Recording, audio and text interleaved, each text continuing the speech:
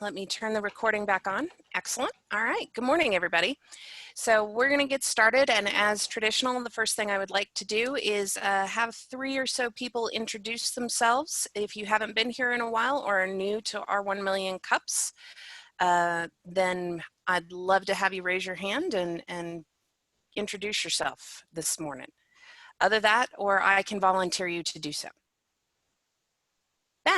Benjamin. Is it Ben or Benjamin? Either one, typically Ben. Okay. Can you guys hear me better now? Yeah. Yep. Cool.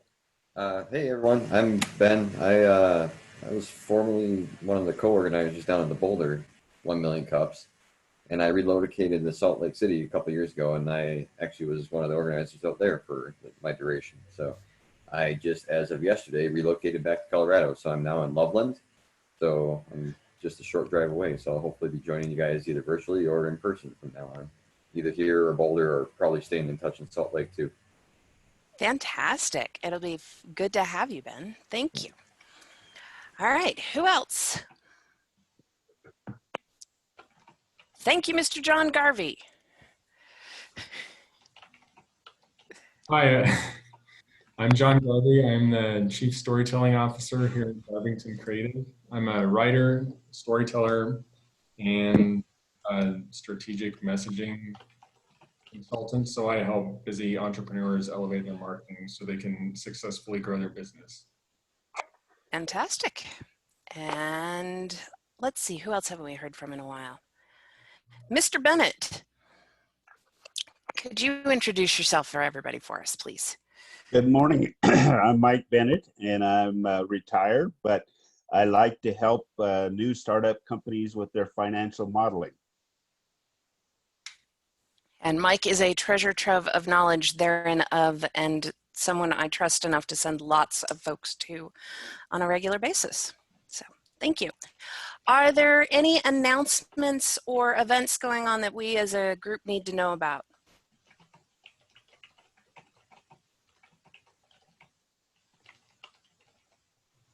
Are we all Zoom bombed and webinared out for the past 2 months? Like, if I don't have to attend another webinar for the next 2 months, I'd be thrilled. The problem is I'm teaching like 4 of them. All right. Well, without any announcements going on this morning, Mike, what do you got up there? You're on mute. Remind everyone to sign in. Oh, yes. If you haven't signed into the 1 Million Cups app, you are certainly welcome to do so. And do that. And, okay. Just a quick announcement. I did see that Longmont Startup Week announced their actual dates in their calendar today. So I got that email this morning. So oh, what are those dates? Looks like it starts on Monday, July 20th. So July 20th. Are they doing that in person or virtual this year? All virtual. Yeah, all virtual.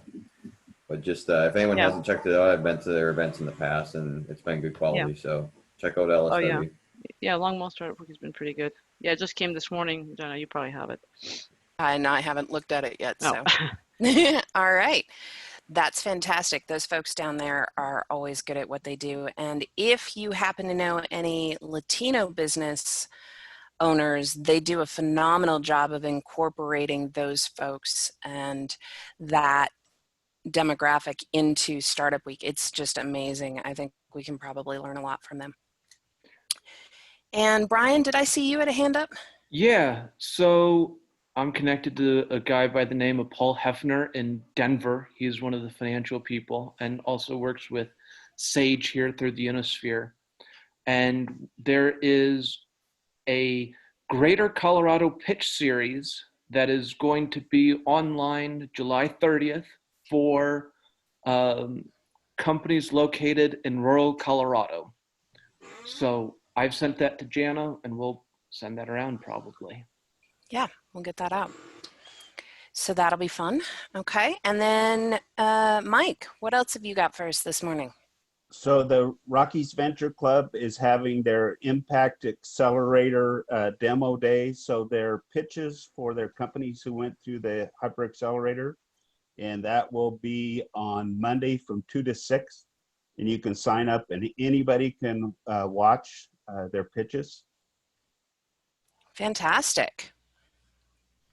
Okay, and Denny, you had one last announcement for us. Ditto. I was going to say what Mike was just going to. I love it. That's great. Okay. So I think we have everybody who's managed to show up for a little bit here. So for those of you who are new to our particular 1 million cups, you're going to want your participant box open and your chat box open. Your chat box is where we will have comments on the presentations and probably a little bit of snarkiness that happens because that's who we are. And then the participant box is where you can raise your hand and I will be moderating the Q&A and commentary after our presenters go. So we're going to get started. Our first presentation is from Sean Spence, and for those of you who are here early enough know that he's been presenting to 1 million cups across the country this past couple of weeks, and Sean has ridden his bike 1,500 miles from Missouri to New York City raising money to fight MS, and part of what he'll be talking about today is that drive to help other people. So Sean, if you'll take it away. Will, and I'm taking over and sharing my screen. And here we go. All right. So 10, 16. Sean Spence, CEO of Armchair Telethon, the 100% online, easy for you fundraiser. Never leave your armchair. Take a look in the lower right-hand corner and go to YouTube for Armchair Diary. That's my personal entrepreneurial diary. It's not remotely salesy. I just think you'll love it. Some M1MCs like to throw this question up in the beginning and at the end. So here are my questions. What problems should we prepare for as we build a virtual company? Because we are building a truly virtual company. We're already in 6 states. I believe we'll be in another 5 or 10 by Tuesday. It's incredibly fast growth. It's freaking me out. It's just awesome. We need introductions to nonprofits who want to raise more money and awareness. And if you just want to have entrepreneurial conversations or offer me your ideas or ask me questions, please email me because I am True Blue 1MC. I've been going since long before this company existed, and I presented many, many times, even for a previous company. So I would love to hear from you if you would like to have some conversation.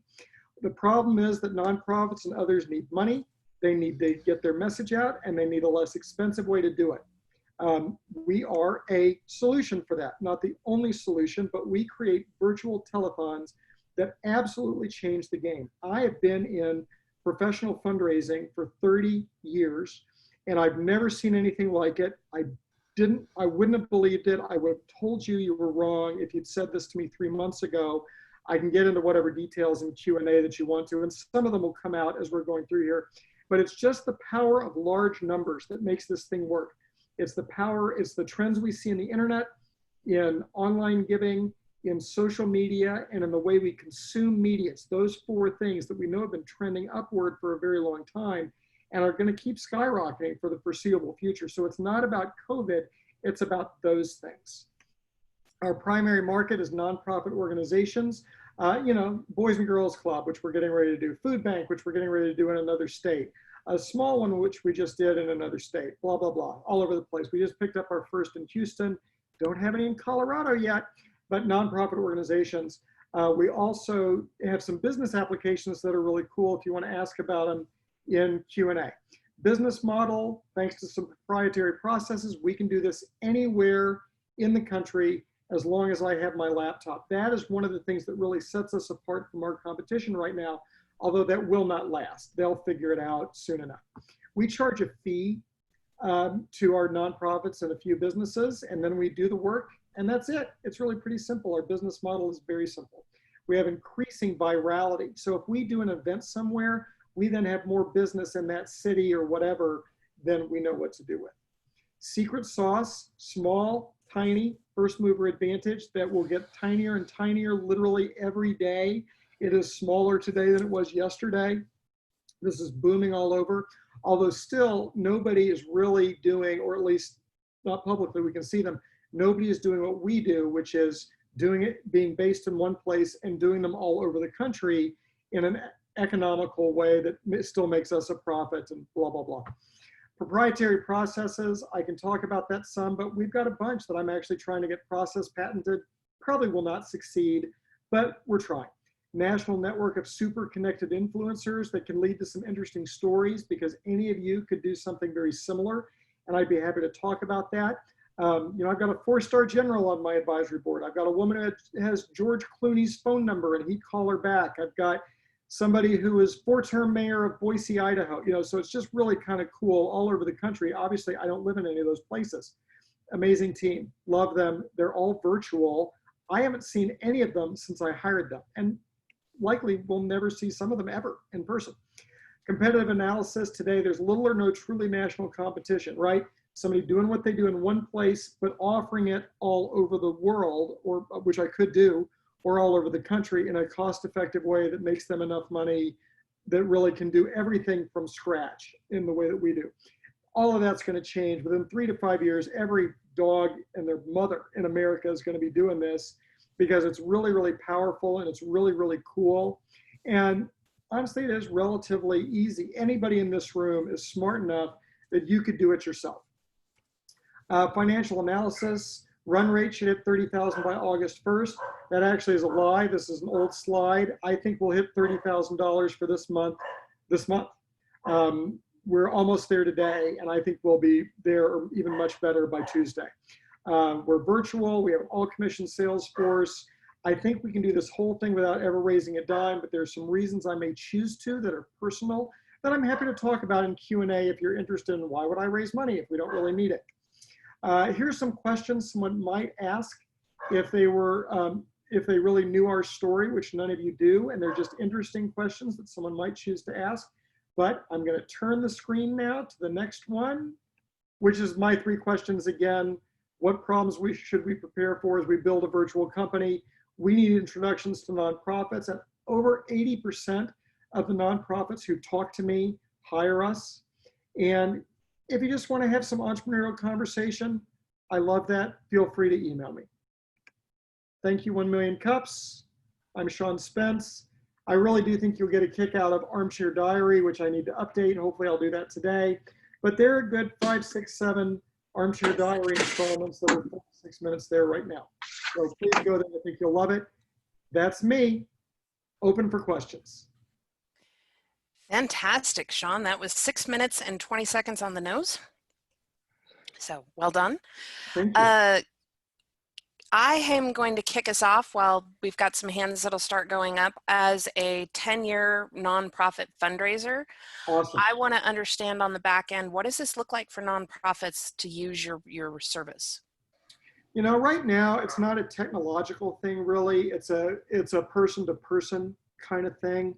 And I would assume, Janet, you're a little bit leery of some of the things that I just said, because the success of what this is, I would not have believed 3 months ago if I wouldn't have just decided to do a virtual telethon, which I'd never heard of. And somehow it just popped into my head, and I did one in 8 days, and it then became a thing, and I then realized it, but I would not have believed the power of it.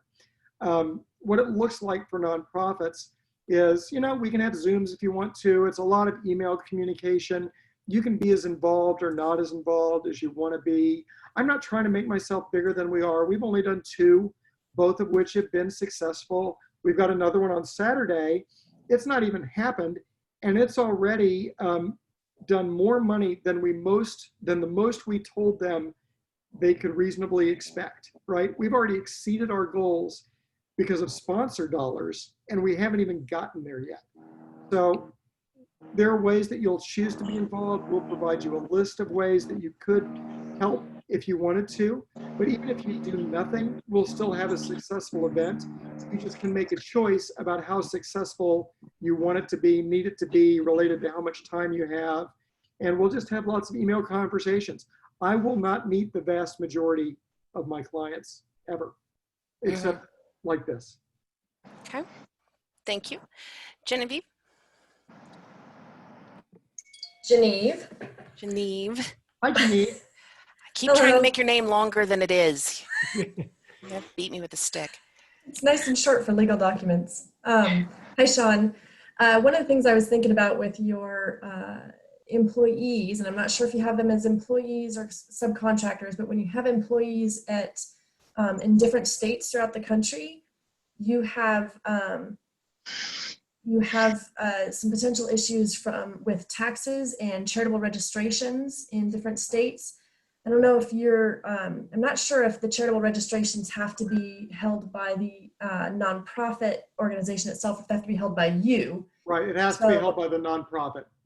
Which I learned because of a 1 million cups.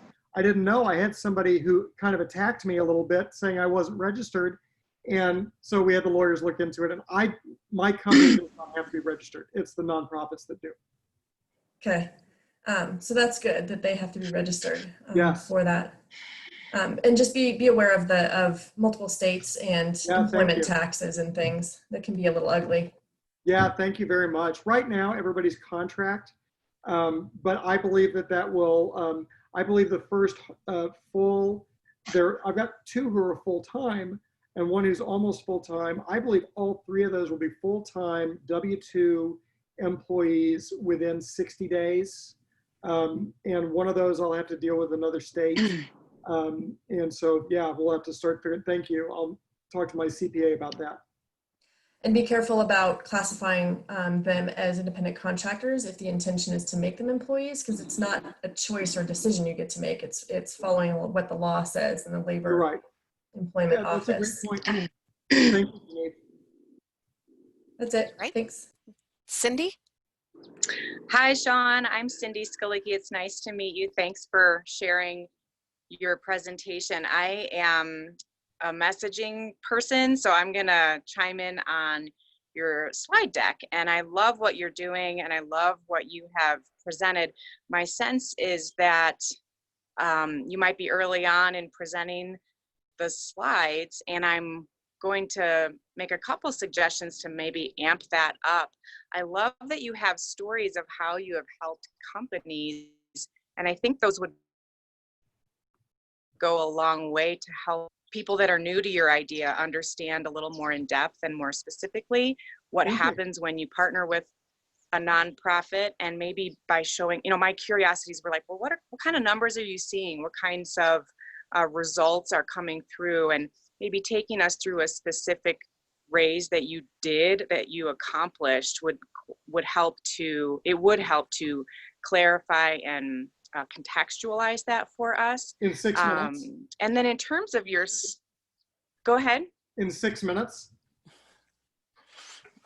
I have 6 minutes. There are some things that I know, and I coach investor pitch decks that are 5 minutes, and you have to do the whole company and every single thing that's possible. So it's possible. It just requires some rearranging. And then in the slides themselves, pictures of people that you might help to get some emotional connection can be very helpful to make us, because these Zoom slide decks we're doing constantly, we're seeing 95% of the screen is your slide, and 5% is your face.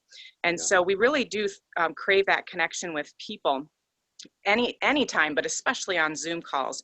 And then some other small thoughts are just to add some, like I was just teaching about the use of lines on slide decks to help the eye really grab hold of the information that you're asking us to review.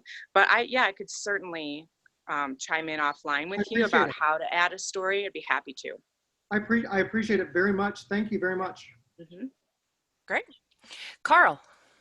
Yeah, thanks, Sean. This is really excellent and so timely. I have talked to a lot of nonprofits in the last few months, and it seems like every one of them is going nuts because their big springtime fundraising effort got blown out of the water. Yeah. And a lot of it was fear of doing something. A lot of it was having a process where they used to go and stick a bunch of people in a banquet hall, and that was their way of making money, right? And so, there's numerous reasons for that. But now I see a lot of people that are waking up. So I believe that you absolutely are maxing out and will max out your bandwidth and to be able to do as many deals as you can possibly handle. And there will be 10 times more in the queue. So I think you're hitting it at the right time. Now, the real question when you're doing something like that is, if you are maxing out your company, then how do I trust that you're going to do a good job for me? Because that's a problem that people are going to be asking small entrepreneurs, fast growing, and you know, ideally they want all of your attention, and yet you're going to really struggle to do that because it's funneled through very few people. Right. So that's something that we would need to address. And I think that you're hitting it at the right time, though. The need is definitely there, and people are opening up to the ideas. The other question I would ask is, are you going to come in with somebody that had been wanting to go after local donors and to say all of a sudden, no, we need to do a nationwide campaign? You know, Yes. that would potentially scare the bejesus out of people, and to say, but nobody out of my little community needs to know who I am. And, you know, it goes down a real Well, we won't do rabbit that hole. if they don't want to. I don't care. Right. Yeah, yeah. So I anyway, really don't. that's something that needs to be addressed, because that's going to be a fear. Yeah, well, if somebody's afraid, that's fine. We just don't need to do that. Really, it's just an option, and we will offer that as an option when we think it makes sense. But if they're like, I don't want to do that, I'm not going to argue about it. I'm just going to move on, because as you're pointing out, honestly, there are more customers who need us in different ways. And so I want to come to people where they are. So if somebody says, I'm really just focused on local, they'll never hear anything from me about national. You know, we just want to help them where they are. Okay. Okay, cool. Thanks. And where they want to be. Uh-huh. So Sean, I have a follow-up question. In terms of who are your current competitors, it feels a little bit like Omaze might be one. You know, I get Facebook ads from them all the time around, you know, buy a chance to win this big package, those sorts of things. Who are the folks who are already operating in this space, and how are you different from them? Well, there's some that somebody might consider a competitor, but Omaze, for example, offers services, I believe. They do not, you can't say to them, would you take over my event and run the whole thing from beginning to end and build an event for us? Maybe I'm wrong, but the vast majority of people who would be in the competitor space would be there. Now, I did talk to someone who said, oh yeah, that is exactly what we do. And then they told me how much they charge, and it was literally 10 times more than I charge. And then when we talked more about it, they actually don't do what we do. They don't actually like build an advisory board from scratch and do the recruiting of the talent and do all of those things. And they can't do it in a way that is, well, they don't do it at all, but if they did it, they would have to charge even more money. So right now, we can't find anybody. I'm sure there is somebody who truly does what we do, but if you say, okay, I need to have somebody create this event. Yes, you can find people who are local, a great event planner, maybe. Maybe you could even find somebody who'd done this and had a track record of doing this, although that I would be surprised. If you want somebody who does what you need, can do it from beginning to end, and has a track record of doing that successfully, that's just going to be very hard for you to find. I have not found it yet, but I would love to know if there is somebody, because we're looking all the time to see who might be competitors. Okay, great. Any other questions or commentary for Sean? All right, thank you very much, Sean. Appreciate it. Appreciate y'all. Thank you. Great. And grab your coffee cups, ladies and gentlemen. Normally this would be where we'd get our second cup of coffee, but here we go, since you're all stuck at home doing the thing. Our second presentation this morning is going to come to us for some of you from a very familiar group. We have the LaborJack guys, Josh and Blake, with us. And for those of you who have not been around for a while, Josh and Blake started this company out of CSU when they were still students, have been moving the program along, took third place in last year's pitch competition for Pitch NoCo, and have been consistently killing it in their business over the last few months. So Josh, Blake, pleasure to have you back, and would love to hear the update you've got for us on how LaborJack's doing. Awesome. Thanks, Jana. Thanks, Jana. I do want to say I had a draft for Fun Facts started.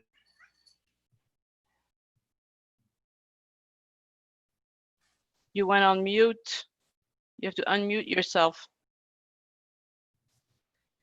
Yeah, you just muted for some reason. Yep, that's better. Interesting. There we go. All right, were you with us? Yes, sorry about that. Awesome. Well, I just was apologizing for dropping the ball. I had the Fun Facts email written out, and then business came calling and I got distracted. So my apologies, but thanks for covering it. So yeah, let me go into the share screen.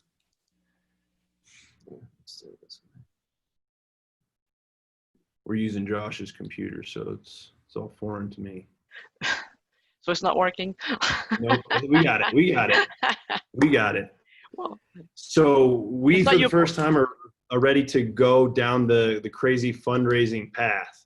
And so what we're kind of looking for is more feedback on this deck as if we weren't giving it a presentation. So if you were to know nothing about our company, you just were reading through the deck, what would you be able to infer? What would you be missing?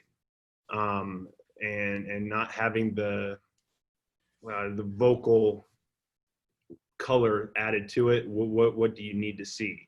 And then again, just any suggestions on the crazy fundraising journey. We're looking to get started in September after our busy season wraps up, and any connections would be greatly appreciated. So just ping us offline. We'll circulate our emails. So we are LaborJack, where we bring muscle to your doorstep. The problem, good help is hard to find. LaborJack is a gig economy approach to an old industry that is dire need of innovation. And we've got a tech solution to get you help, whether you need help moving, landscaping, or a commercial business that needs a variable workforce. So some of the main jobs that we focus on is in that moving, landscaping, and odd jobs industry for the consumers. And our big goal is to continue to penetrate the temporary staffing market and going after commercial accounts, because we have proven those to be a great source of repeat income for us. So how our product works, we built a web app where you just tell us who, what, when, and where you need help, and our systems take over the rest. Our proprietary software matches you seamlessly with the LaborJacks in your area with the skill sets you need to get the job done. Then our LaborJacks show up on game day, ready to work, knock out the task, and they close out the job right through a cashless transaction on their smartphone. And so advantageous is, it is a perfect job for the college student, which is who we target. LaborJacks earn an average of $21 per hour, including tips and bonuses, and they're able to maintain a flexible work schedule so that they can focus on other priorities that many college students have. We acquire our customers through digital advertising and through SEO, search engine marketing, and a lot of social media. For our B2B customer acquisitions, we have a business development team that's going out and making introductions with strategic partners such as realtors, home stagers, construction companies, and we're also expanding our footprint in the expo and trade show event setup and takedown, which has been very fruitful for us. So over the past 2 years, we've built up quite the repeat customer base, with over 400 customers have come back to use LaborJack more than once. 50 of them have used us over 5 times, and 3 of those clients have ended up spending in excess of $40,000 with us. Our business model is very simple. We charge a flat hourly rate for the labor, and then we pay out our labor jacks a certain percentage of that, and we're left with a gross margin of about 42%, which is what we've averaged for 2020, and that's after discounts, refunds, any damage claims, and all of our processing fees as well. And so we've grown pretty quickly. In the last 12 months, we've surpassed $550,000. About 60% of that is focused on just revenue from Northern Colorado, and with the others coming from the areas we've expanded to. We are on pace this month to do about $85,000 in revenue. And to get to this point, we've completely bootstrapped everything. We have not raised a dollar in outside funding. But now is the time where we have figured out enough of our processes. We're ready to pour some gasoline on that fire and grow even faster. Our goal is to raise a $750,000 convertible note where we will focus the funds on building our admin and business development staff. We're going to continue to deploy new software features. We're going to increase our marketing, advertisement, and public relations budget. And we're going to launch 4 additional markets over the next 2 years. So the return on this investment, we are anticipating to do about $255 million in revenue in 2021, and that's doing 9,600 jobs. And by 2022, we will grow that to 5.4 million. We've come up through this budget with a detailed month-by-month pro forma of exactly where we're going to be spending our funds and how many jobs in each market we are going to be needing to complete in order to hit these targets. If we hit these goals, it'll yield us about 3.4 million in cash flow. So currently we are in Boulder, Denver, Fort Collins, Grand Junction, Greeley, and down in Phoenix. Our next target locations are Colorado Springs, Salt Lake City, Tucson, and then Dallas and Austin, Texas. But there's nothing that limits us geographically. We truly have the vision and the team and the technology to take LaborJack nationwide, where we will be the go-to source for help with any manual labor task. Thank you so much. We'd like to open it up for questions. Great. Can you pop us back real quick to your ask of what feedback you'd like from folks so they can put that in their head before we get back to comments? Yep. Okay. So what are we missing in the deck? If you don't know LaborJack, what would you understand or not understand about the business, connections, and guidance on funding for the next chapter? Perfect. All right, so if you'll stop sharing your screen for us so we can all see each other again. And as I expected, Cindy, you can start us out.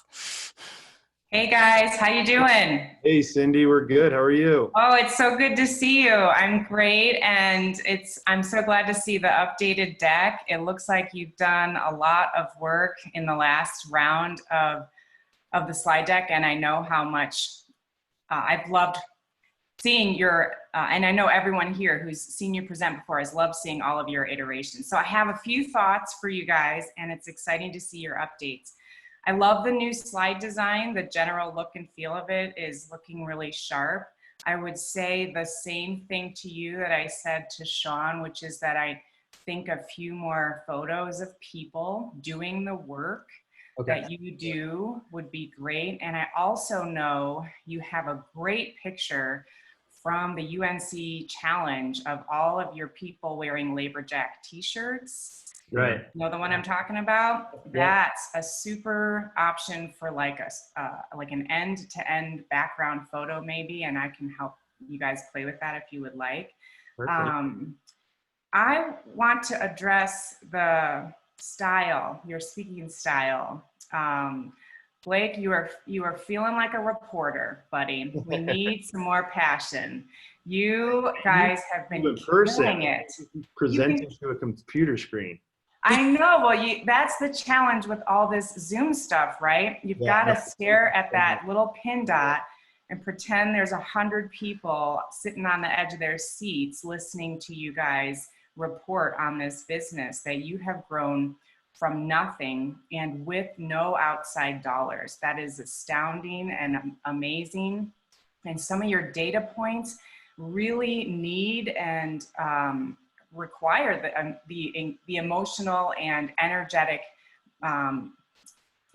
vocal support that you can give, and you deserve to give. So you're like a little too humble for my taste, and need to be more out there with that piece. I have a question on your title slide, and maybe I am off base. It looks like the logo for Uber. Yes. So I think what you're referring to is this being shared? No, but it's about the gig economy piece there that you were mentioning. That's part of it. Yeah, on our solution side, we essentially do strip Uber's logo just as a representation of the gig economy approach. Okay, so I'll just tell you what I thought when I saw that. My first thought was, oh, they've decided to use Uber for getting their labor jacks around to their jobs, or there's some connection to Uber itself, the company. And so I missed that because I did get kicked off the call and then came back on. But you might want to make sure that's messaged correctly. Yeah. And then this really small thing, which is that on that title slide, there's your labor jack triangle is there on the left of that gig economy black image.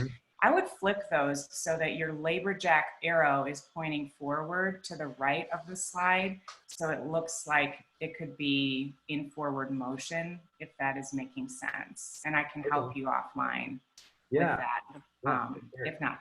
But it looks great. I'm excited to see what you guys are up to for investment stuff. Let's chat offline. I'll let other people kind of pipe in, but it's great to see you. And I love what you guys are doing as always. Awesome. Thank you so much, Cindy. Look forward to connecting. Great. Thank you, Cindy. And we're going to move into Denny, who I'm pretty sure has some ideas about convertible notes and other things. Yeah, just a little bit. Hey guys, great job. Thank you. I put some information on the chat about CCC, Colorado Capital Conference by RVC. Okay. Yeah. We just opened up registration for companies wanting to pitch. So go ahead and look at that. So it's in that chat box. Right. Yeah, I see it. Okay. Thank you. Yeah. So I had to jump off and came back. So maybe you have these slides, but I didn't see what we call comp slide. So competitor slides and kind of landscape of where you guys sit relative to other companies that provide services kind of like yours. Right. The worst thing you can say, by the way, is there's no one like us. So even if it's somebody's really different, okay. And if you have a comp exit slide, it's even better. So if any of them have exited, if you can find out kind of a general terms they exited, so like how many years it took them to exit, and was it like $1 million deal, $10 million deal, $100 million deal when they exited? Those are very useful slide, because as you know, angel investors, we don't make money until you exit. So having a liquidity event comparables on competitors is very helpful to get us to trust you that you're gonna exit at good multiples. So good job, guys. Perfect. No, thank you, That's Denny. Perfect. Thanks, Denny. All righty. And then Ben. Hey guys. Denny actually covered a lot of topics I wanted to as far as competition and the investor considerations. So I'm go ahead and leave those and just second what he said. The one big thing that jumped out at me is I think you highlighted your laborers earning an average of $21 an hour. And I'm going to go out on a limb and say, since you guys are highlighting gig economy, that you're using 1099s. Like, are you treating your laborers as contractors?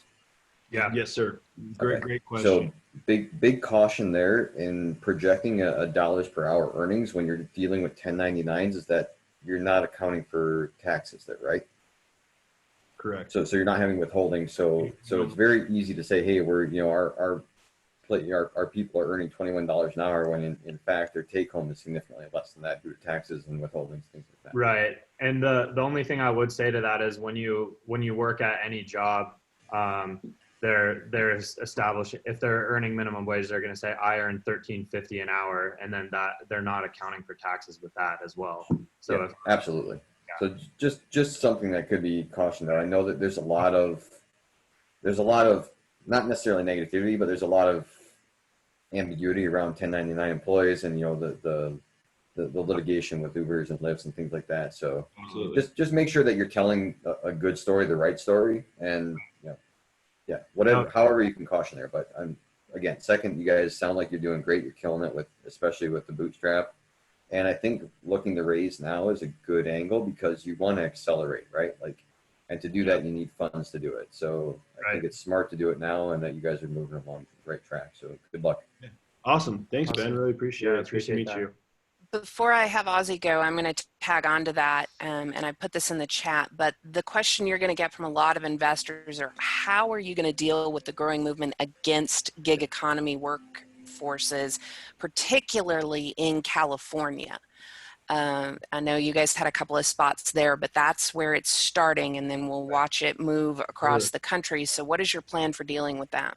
The easiest answer to that question is Uber's fighting that battle for us, which we're very thankful for. And we have no plans to scale to California or any of the states following suit until Uber continues to fight that battle for us. So we understand the risk in that there's a paradigm shift, if you will, in the contractor world. However, at this point, it's not our biggest concern because we're not a big enough fish to fry in that realm yet. Yeah, I think we're going to let them fight the battle and kind of pray and hope. But we have done a little bit of the initial due diligence on what it would take if we had to switch everybody over to that employee. And we're running different scenarios and experimenting with things where, hey, could we have a hybrid where we have certain employees that we can actually direct to jobs and we can appoint them on shifts, and what that cost structure looks like. How do we maintain it to be advantageous for them, and how do we afford to cover all of our bases with the increased costs that come with employees? So we're looking at that, but we're just going to tackle what we can control, and that's out of our control. Good. Okay. I'm glad that you're doing the modeling on the back end, and that's at least something you're starting to think about seriously. Yeah, so let's get to Ozzy here. Good morning. First of all, that was a great presentation. I'm really thrilled with your success. I guess some of my feedback comes from spending time in Silicon Valley and watching startups and kind of what are the issues that they oftentimes face. The first one is scalability. Scaling your business immediately adds complications. And we used to have a saying that if the scaling is dependent on bodies, then every time you increase the number of bodies by 10, you increase your complications by 100. And every time you cross state lines, you just increase your complications again. And so if you're an investor, one of the things that you look at is, and when I say this, I don't mean any disrespect. Just understand where I'm coming from. These guys are young. Is this a real? There's a point at which you go from having a startup to having a real business. And do they have the skill sets? Do they have the experience? Do they have the depth necessary to take a startup to something that is a nationwide company? Feedback from me is that consistently what we saw in Silicon Valley was that a significant percentage of those who began the companies eventually were booted out. And they were booted out not because you had these greedy investors, they just couldn't wait to get their bony hands on the company, but rather because the skill sets necessary to run a small business locally and the skill sets required to run a nationwide business were very different. Sure. So scaling is what I would say is when you look at borrowing money and you're looking at bringing money into your company, depending on where the money comes from, expect investors to be looking at, this is a great idea, they're making money, cash flow is positive, this is a great place to put money, however. And that however simply means, will there be a point at which we need to get these guys out of the way so we can run a real business? That's the way they think. It's very cautionary. So just from me to you, one of the things that I hated seeing, and it was almost inevitable that we saw it repeatedly, was how those who started the companies eventually were tossed out of their own companies. And so that's a really tough situation to look at there. So making sure that you understand your business model, making sure that you understand your competitive strategy, and making sure that what you have in place is scalable and that you understand the complications are likely going to be some of the biggest challenges you face. Absolutely. I really appreciate those words, Ozzy. And I think the long of the short is, or the short of the long answer is that we've been focused on building technology for the last 4 years. And we're coming up on a new iteration of software that is, our philosophy is automate everything, right? So we're only hiring the top-notch workers, the candidates who make it all the way through a fairly rigorous onboarding process. So we know they're capable of completing the work. There's essentially checking that takes place for reviews on each worker to ensure that the quality of work they're performing is up to par. On top of, we could go on and chat offline about the tremendous amount of automations we're building into the system to ensure scalability behind it. But I do appreciate and acknowledge your concern for, as soon as we raise capital, kind of going down a path where we could eventually be kind of removed from the picture. So just a final note of caution is that technology is easily scalable. Right. If you have a nice piece of software, if you have a nice app, selling at 1 or selling 10,000 is nothing. Right. People are not easily scalable. Right. And when you talk about automating a lot of things, all it takes is a couple of guys who create a mess for you. And then all your automation in the world isn't going to get someone out to that house to clean up the mess they made. And so it is in this dichotomy between physical assets and physical assets with a brain that makes them kind of hard to predict, and all the automation, which we know how to do, that a lot of risk lies and a lot of uncertainties lies. And so I'm just as a caution, I've seen this happen many times. I've seen many companies think because we can automate processes, the people part is taken care of. People side is really hard to automate no matter what processes you've got. So it's just a caution. I'm not saying you're going to run into this, but I just wanted to raise the flag for you. I'm going to move us along too and let you guys continue that one at some point. So I want to get to Natalie. Oops. Okay. Hi there. Great to see you guys as always. No, just a quick comment. This may be on your website, but people are very into all of this, storytelling, testimonials, and whatever. So even in an investor deal, it might be worth adding a slide with some information on client testimonials, because you have a lot of repeat clients there. And also to the comment about the gig economy, not that we want to bring everything back to COVID-19, but the situation you've managed to survive in that. So I think it would be a strong point to show what it is that you're doing. You don't need to say you're washing your hands and putting masks on, but how you've leveraged that, and maybe some client stories who've used you during this period. They went beyond thinking of that because they just needed the service. And they understood, and you figured it out, and you did in the right way. So it may just be that that sort of feedback that's positive in showing this is what you're doing. You have this client support going on. Yeah, absolutely. Natalie. We definitely need to capitalize more on the fact that our business did not drop nearly as significantly as we thought it would, even given the fact that strangers are coming into your home. So it actually blew our minds how resilient our business model was during the COVID pandemic. Right. So it's important to show, from a professional and financial standpoint, how you made that work. So a couple of final thoughts from me. There's a lot of commentary in the chat, so you're going to want to save that and hang on to it. And you can do that with the 3 little dots down on the bottom right side there. So want to make sure you get to that. Greg did ask, we saw that you guys are hiring for an office coordinator or coordinator kind of position. Is that position still open, and do you need folks headed your way, or are you guys getting that filled and doing well with it?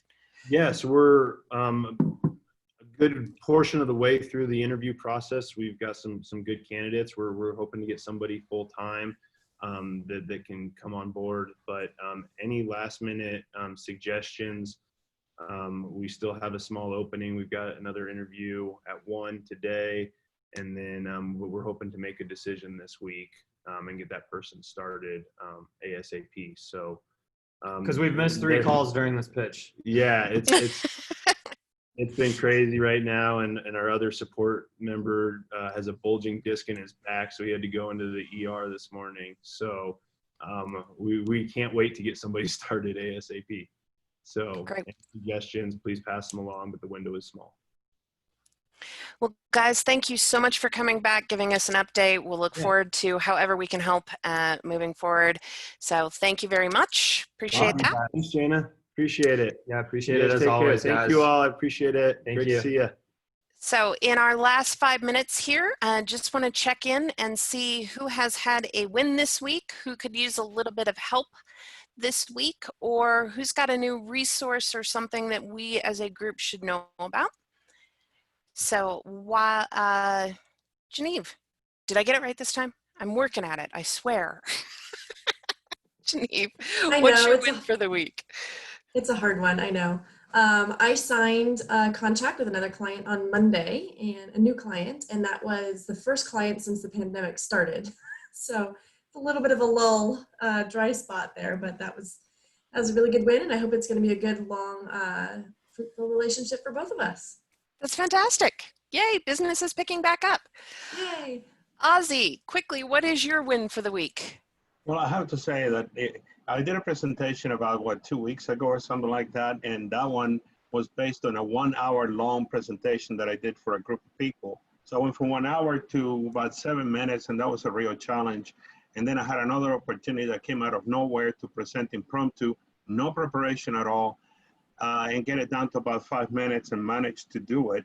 So I guess one of the great wins is, I guess you know your stuff well enough when you can do that on the fly and somehow get thumbs up from the people who are listening. So I don't know, it was great getting you guys' feedback. I've gotten additional feedback from actually 3 other presentations, and I think I'm finally confident enough to say, okay, here's how we're going to do what we're going to do and how we're going to deliver it. So anyways, thank you to everyone.